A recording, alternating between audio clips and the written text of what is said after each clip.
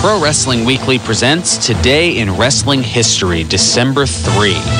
On this date in 1991, WWE held its This Tuesday in Texas pay-per-view. In the main event, Hulk Hogan defeated The Undertaker to win the World Wrestling Federation Championship. On this date in 2000, ECW held its Massacre on 34th Street pay-per-view. In the main event, Steve Corino defeated Jerry Lynn and Justin Credible in a three-way dance to retain the ECW World Heavyweight Championship. On this date in 1973, Francisco Ruedo was born. The former ECW luchador known as Super Crazy turns 38 today. On this date in 2006, WWE held its December to Dismember pay-per-view.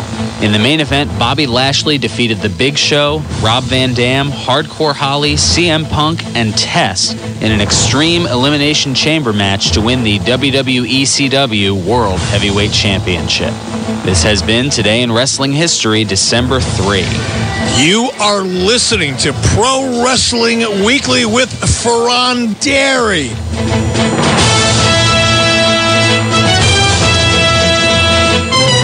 Welcome back to Pro Wrestling Weekly here on 1490 WBCB, online at WBCB1490.com. We've got about 2 minutes left. Let's get Ron in real quick here. Ron, welcome to Pro Wrestling Weekly. I'm sorry so late. Listen, I want to, first before I say what I have to say, you were talking about your mother. I have cancer myself. I'm a cancer survivor.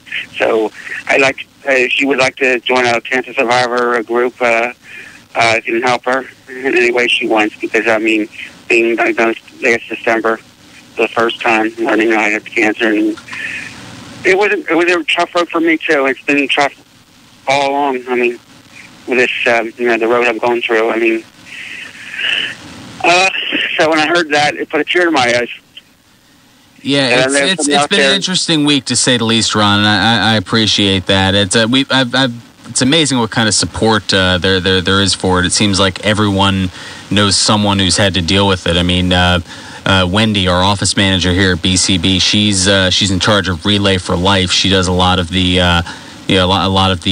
fundraisers as far as various cancer things. I know she does what type of cancer does she have?